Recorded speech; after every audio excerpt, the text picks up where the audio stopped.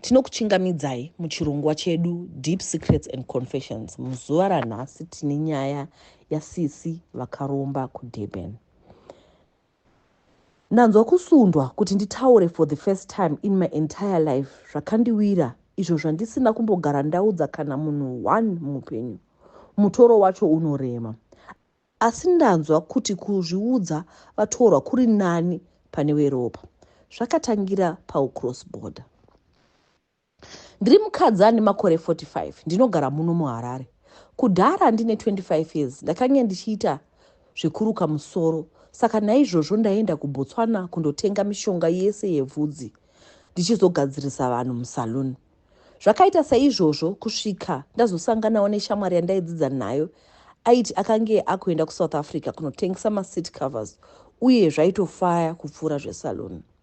Apa ini ndaive ndatoo nemwana wandainge ndamitiswa nemumwe murume. My baby girl was 4 nguva iyi. Zvisinei D akandikurudzira veduwe akati izvi zvemusoro beta nditsvake munhu anondisevenzera ini ndimboita zvejoni nokuti aiti maorders aipiwa nevanhu so aisvikoperera mudenga. Apa aitokwira ndege kuti akasike. Ndakabva ndabvuma. Akati kutengesa hakunetse ende aizofarawo kuwana best friend yokufambidzana naye. Akataura zvakawanda akati zvine advantage futi kuti kana umwe akabatikanawo umwe anoenda kunokolekta zvikwereti uye tikaita maorders matsva umwe aizokwanisa kudzoka kuzosonesa umwe osara. Zvadaro ndakazoudza mama vangu vakanditi mwanangu wadii waita zvesaluni inga zviri kuitira. Unoenda kuBotswana kunoshuvirwawo nevazhinji kuenda. Hauite zvokukumbira and saluni yako iri kukuitira. Wadii washandira izvozvo woregera kuti bate apa siye bate apa siye. Ndakangovaudza kuti aiwa mama handisi kuvharisa saluni but ndombozama zvimwe. Remember ndine mwana noda kudya kupfeka nechikoro uye pokufarawo pakanaka. Vakazoti aiwa chimboedza mwana wangu. D vaimuziva tiri vana vechikoro and ndakamuti ambouya kumba kumbozova convinsa mama achivaudza kufaya kuri kuita business rake. Asati auya ndakaenda kumba kwake yei zvandakanoona ikoko zvakandipa shungu dzekutangawo business. D aiva neimba yake pachake. Mumba macho so maive makazara and I was like, is this your house? Tunhu twake here utu. Akandiredza imba yese kusara kweimwe room yaive yakavharwa yakati it's a storeroom but zvimwe zvese aiwa ndakazviona. Kumusikana aiva busy kubika imba yese ichinyoverera. Takasvikogara mumasofa takatandara akati unoda kuona mamovies here. Ndikati aiwa ndaisava nebasa nemamovies. Ndaida kuziva kuti andiudze kuti zvekutengesa zvaiita kuSouth Africa zvaifamba sei nekuti ndaive ndafarira upenyu hwairarama. Takatandara kudaro ndakaita sendakaona lizard richifamba paceiling. Ndikati gwavava. Akati pano ari ipo nokuda kwematombo ari panze apa. Ndikati all right. Akati tazvijaira izvo anotopinda mumba muno. Veduwe D akandifadza nemashoko ake kubva ndaaplya visa rangu. Raisambonetsa kubata kana uine mari yaidiwa. Uku ndakamirira visa ndaisawo order yemaseat covers ndikati first time handingatakuri akawanda ndobva ndasonesa maset 20. Rakabuda maseat covers atovapo. Ndini uyo naD munzira takananga Durban. Tasvika kunzvimbo yaitengesera D semunhu aive nemaorder kudhara zvakatorwa zvese ndokubva zvakasara zvangu. Kutotenderera kutofamba kana kutengerwa vasikana. D ndopaakazofamba neni kubva zvapera. So vanhu ava vaibvisa deposit kureva kuti zvaizondimanikidza kudzoka zvakare kuzoronda zvikwereti. But nemufambiro wandakaita ndakatsiga bhegi ndaive ndati aiwa zvaramba saka handichada. D akati zvoda moyo murefu naye akatanga zvechidaro. Takadzoka kuZim ndapiwa hafu yemari yangu ndobva shamwari anditi sonesa zve ndobva ndaita saizvozvo. Second trip taenda paya rangu bhegi kwakushayikwa imika ndakapererwa. But zvadhi zvaivepe zvaivapo zvese. Ndakachema vedu because mari yandaive ndasonesa yainge yakawanda zvisingaiti. D akati zvine mhepo. Kana tasvika Durban achaenda neni kune imwe sangoma waanoziva zvinhu zvangu zvidzoke. Ndikati pakanaka. Takasvika paya kwakuronda zvikwereti yangu mari ndingaiwane. Ndakatambura, munhu aburitsi mari ini. Ndii ndo pakaenda neni kuna sangoma wake. Svikei ndobvunzwa kuti uchiri kuda kuita bhizinesi here? Ini ndikati hongu. Ndobva zvanzi ndichakupa mushonga welaki kana uchakubatsira pakuwana makastoma. Kwakungondipa kapisi kadiki diki kemudzi wewhite so. Handizi kuti waiva mudzi here or what, but ndichakuudzai zvakazoitika pamberi. Ndapiwa kamudzi kaya zvikanzi wosungirira pakabepa woisa mubra. Pese paunofamba uchitengesa wofamba nako, but paunosvika kuzimu unokaisa pakanaka panodziya. Kana wadzoka usachifambe nako, kanosevenza kari kumba nyange iwe uri kure. Ndikati patsvene. Tabva paya D akati uchaona zvako mari yauchaita. Murume mishonga yake inoshanda. Haikura sisi.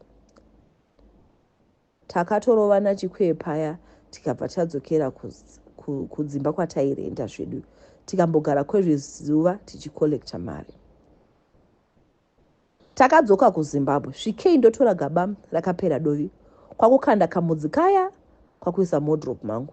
But ndainge ndaudzwa kuti kana wasvikoisa panodziya musi waunozotarisa futi pawakaisa unokadira mvura. Ndakaita sokudaro.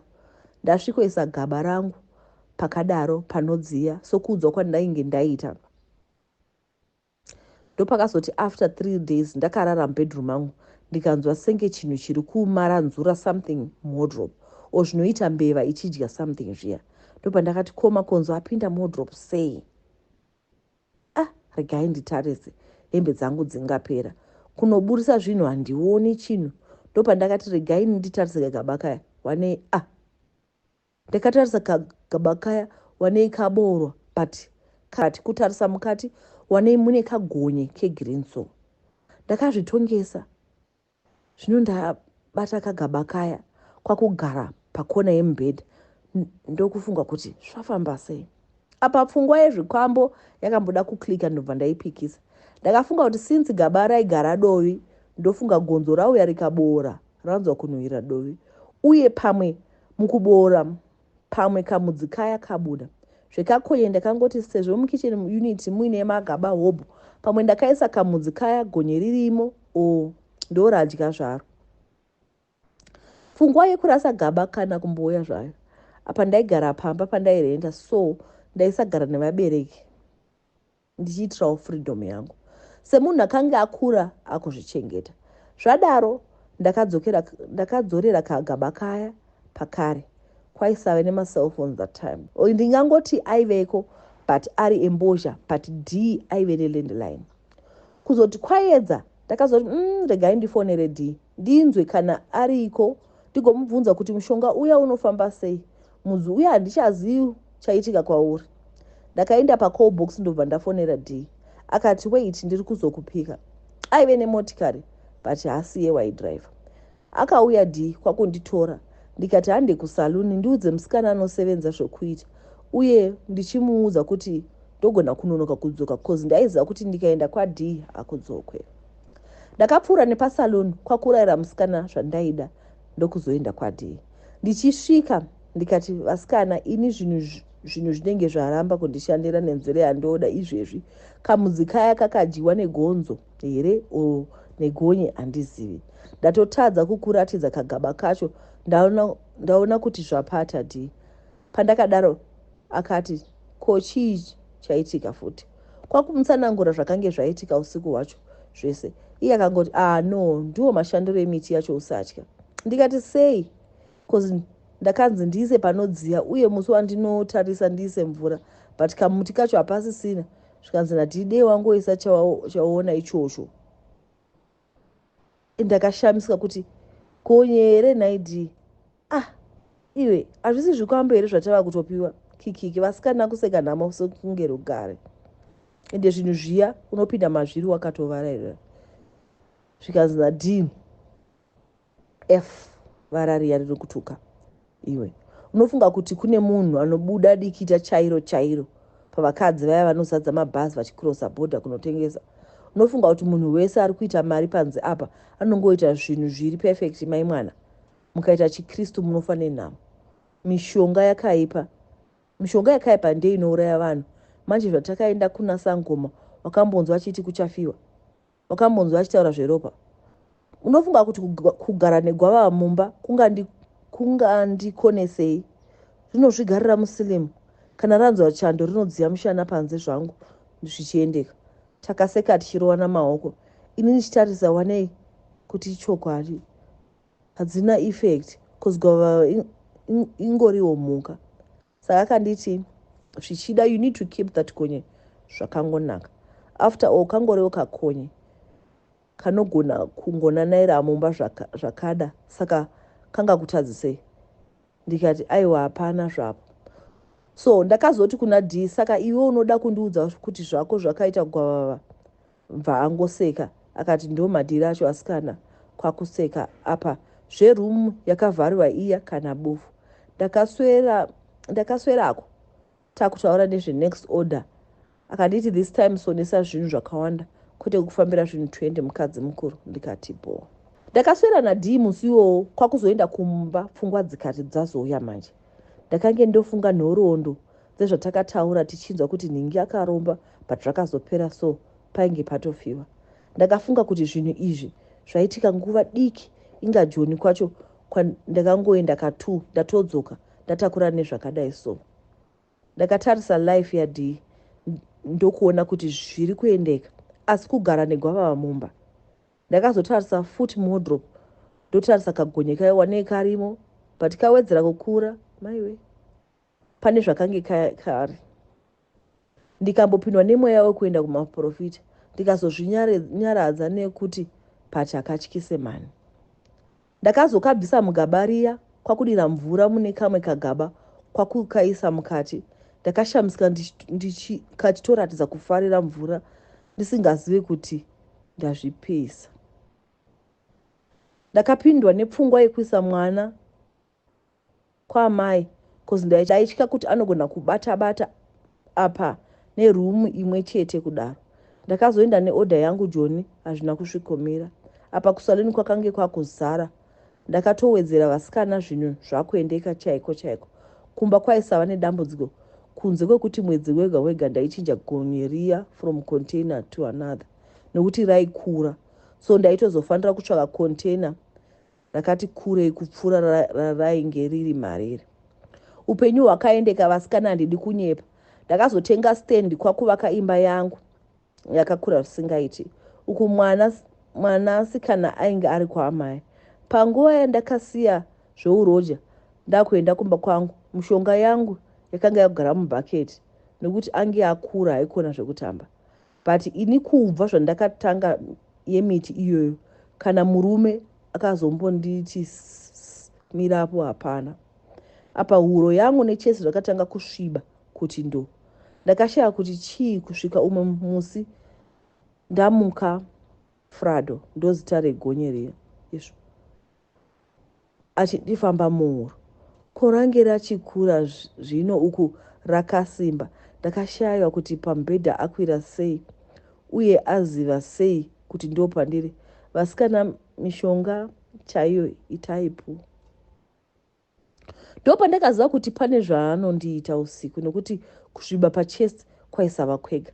Ndakataka kugara ndega zvangu pamba apa kuku ndaimuchengeta ari kwamama vangu. Ndaisada asvike mukumba nekuti ndainge ndotya kuti chimwe chinhu chinozoitika kwaari. Frado ndakazomuitira rumu yake zvino nokuti ange ozadza dishi nekukura apa achigara muvura. So murumu macho waitowana akapfachura mvura achidhambaira mudhishi momo. Usiku ndaitorega dore rumu yake rakashama nokuti ndaiti ndikakiya handaisarara nenoise achida kuvhurira. Obvious aizoda kurara nenousiku. Ndakapedzisira zveJoni ndaregera zvesaluni zvakutofaya zvomene. Ndakange ndatengawo motikari. Mari yange yangowanda ndisingambonzwise kuti yaibvepi asi ndange ndogara ndega.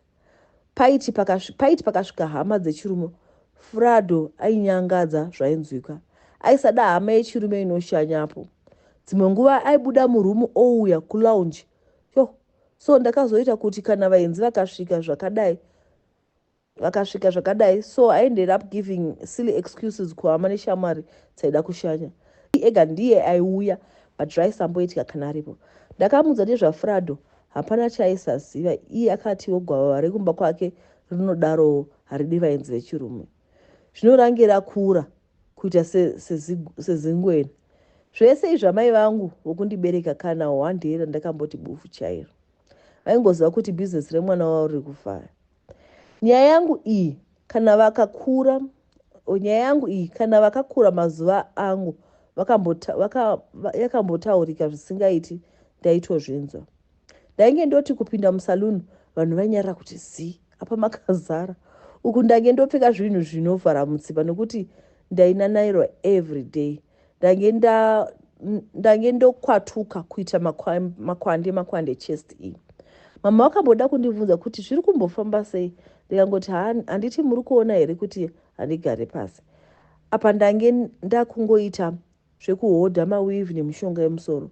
Ndakange ndachinja dhorobha, ndavhura imwe saluni rakaita mukurumbira kune imwe town. Vanhu vange vakongoti sisi F pese pese. Motikari ndange ndave nembiri.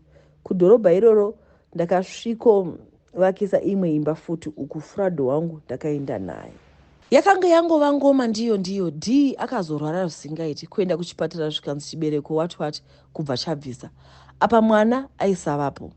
Kuzotiwo muarea mandaigara vanhu vakataura kusvika pakunyarara nokuti zvaingoonekwa. Imba property apa ndaigara ndega. Ndokuzoti one day ndashanyirwa nebaby brother yangu. Akati sisi munogara musingambobatiki, nhasi ndakuzorara.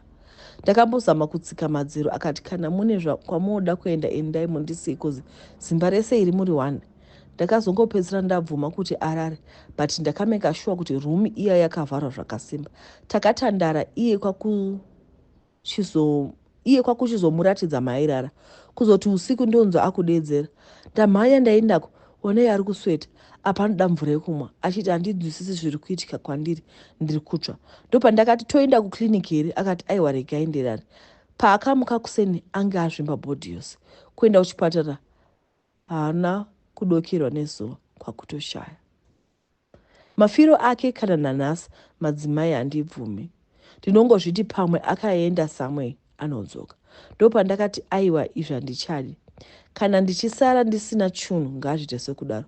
Rufu rwatinashe rwakatekeshera kuhama, ende vanhu vakataura zvavanoda parufu rwake. Madzimai, ndanyora ndichimhanya ndichida kusvika pakufa kwaTinashe, but madzimai regai ndidzokere kumashure kumavambo. Paya pandakagara pabhedhi mushure mokuwana gaba rabohoro, ndakazodzokera Joni ndave neodha yakawanda nditi. D akati sezvo zvadai, hande kwasangoma kundonzwa kuti what's next machengetero andaifanira kuita Frado uye food yake and so forth. Ndopandakazoona kuti chokwadi zvakaoma. Zvakanzi makorokoto nemwana mutsva ndozvaakatanga kutaura. Zita ndiye akandiudza kuti ndimuti Frado. Zvikanzi anoda ropa every month. Saka paya paunoenda kuperiod, kana uchibuda rakawanda unofanira kuwana 100 mils. So ndaizoti ndava kuperiod ndoti makuseni chimuka paya ndotora kagaba ndogashira ropa nokuti ndaibuda rakawanda ndoenda ndomupa. Ndainzi futi kana asina kufara unomuona nokubuda mumvura. Ondoungana ari panze pedhishi. Uye isaini hombe yokuti pane zvaasiri kufarira. Uye kuti business rangu riendeke ndofanira kukoka vamwe vajoine. So period blood apa zvainzi kana usingabudi rakawanda unotozvidhonza ropa from tsinga because chaidiwa iropa raibva pandiri every month riri kutopisa. So zvakazoitika mungozivawo kuti kana wane mari vazhinji vanenge vakuda kutamba newe, ende vamwe vanenge vachitodawo kuziva chaita kuti upfume varombewo. So dzangu fish dzakadyira fasta ndikaendesa vakadzi 5 kumurume uya. Umwe wacho akatanga achindipa dove kuti kana masvika munditengeserewo wanei zviri kuendeka. Ini ndo pandakazomuti aiwa vasikana handei tese kozi makundiremedza. Pandakaenda naye akasvikogara vedu zvisiri kunyatsofamba svika ndazomupinza muchuni zvakiwo wameno zvakasandukei. Ndaisada kuita ushamwari hwokuudzana nezvemushonga yedu kunze kwadhii wandainge ndajaira. Ndakazongoona vasiya zvedu vakuita zvemaadhenga micheka yaikroshiwa iya wodhindaruva but vakange vakufambira kuBotswana. Zvakavaitira ikona asi murume wavo akafa. Zvakawanda zvakaitika mubusiness partners. Zvakawanda zvakaitika kumabusiness partners angu but ndiripo kutaura yangu nyaya nhasi. Vamwe vaipiwa malizards, worms, snakes but uchipiwa hausamboziva kuti zvichapanduka. Aita akupa so okuudza mashoko anokupfavisa zvekuti unotoona kuti saka hapana zvakaipa pazviri. Aitokudza kuti zvinhu izvi ukangoteedzera marules hazvina kuipa. Kusanyengwa handina kumboiudzwa, ndakangoona ndisisachanyengwi. Dhii paakabviswa chibereko ndo paakatanga kungodzikira business rake amhenowo sei but I'm sure pane zvaakatadza cause ndange ndoti ndikaenda kumba kwake pamwe ndoona senge lizard rangopfuura nekumberi kwatakagara ndaingoita senge ndaona handina senge ndiri kureta here senge ndiri kurota here. Moziva zviya zvinoitika kana munhu waunoziva apfuura kuti unosara uchiti ndiye here hasi or not. Ndaingoona mwise senge papfuura chinhu but ndisina sure. Mazuva ekutanga richiri diki raigara palada kungopfuura but isu vakakurisa kumusha taizvinzwa cause taenda kuholiday tichitombowamanyisa mumakomo. Ndakatozodemba kuti dei zvangu zvakachinja kuti lizard gonye ndakatanga ndichitya kusvika ndajaira. Madzimai nditenderei nditaure hangu. Ndoziva ndakapinda mazviri nokusaziva uye ruchiva rwemari zvadaro mwana wangu akatanga kungorwara. Anga ave grade 7 panguva iyoyo. Ndakafamba ndiri ndega ndikaudzwa kuti zviri kudya mwana munozviziva. Chokwadi ndaiziva but ndaisaziva kuti zvichaafekta mwana wangu. Ndopandakati kana zvadai handichada hangu. Ndini uyo mubhazi ndakadzokera kuDurban kana dhii handina kumbomuudza. Ndasvika kuya akangosaka kati haisi nyore but enda unotengesa zvese zvaunazvo but mari yacho usabate, enda nayo kakati undoipotsera ipapo. Ndopandakati ndave muzira ndifunge kuti kutengesa kunoita here nhai, kuva vanozoti chii, vaimboziva ndine mari. Ndakanetsana nepfungwa. Imba yeHarare yakanga isina munhu pandakabuda ndichienda kuGwero. Handina kunge ndaisa locho. Ukuwo mwana kurwara ndopandakati bhizi kutsvaka makastoma. Munomboziva here mari yandakatengesa nayo vasikana yaive shoma. Ndo zvandakange ndaudzwa kuti ngandisadhurisa zvisinei, haina kumbomira kana vandakatengesera vakashamisika nazvo. Ndikati mwana warwara pari kudiwa mari. Ndopayakatengwa. Ini kungotora mariya kwakungoita zvandakaudzwa. Kwakutanga kushambadzira eGwere. Apa ndange ndakutomboenda kuchechi saka shungu dzokusiya dzanga dzatozara. Pakauya vanhu vaida kutenga imba kwakuvhura madhoo ese. Pandakati regai ndivhure dhoo, fura wanei hamusisina masaradhishi. Ndakatanga kumhanya rumi yega yega nditi pamwe apinda samwe kana chandakaona dhei racho handina kurarapo kusvika imba yatengwa. Kwakuenda kundoponzera mari pandakanzi ndisi. Ndo pandakazochinja muGwere kwakuenda kwaMutare kwandaisazikanwa nanhasi ndiriko. Ndakuita zvesaluni futi but vandakavakidzana navo havambozivi kuti chii chakamboitika mandiri. Handina wandakamboudza kana umwe chete. I'm now 45, mwana wangu mupenyu.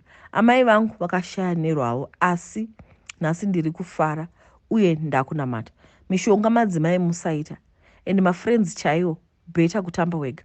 Zvinhu zvese ndakatengesa, masaluni angu ndakavharisa. Kana varipo vanoziva nezvazvo ndofunga mandisiva. He is no more. Akafa, akasiya zvinhu zvake. Ndikambonzwa kuti zvange zvotambudza vasara. Mwana wangu chaiye handina kumbomuudza nezvenyaya. So kutaura kwandakamboita paya kuti veropa hapana wandakamboudza hangu.